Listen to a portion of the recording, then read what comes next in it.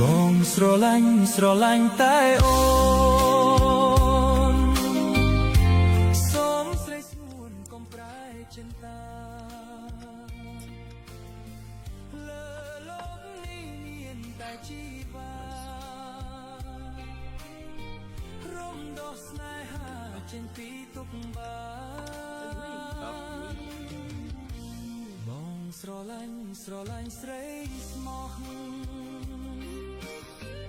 សូមអូនកុំដោះចិត្តចេញពីស្នេ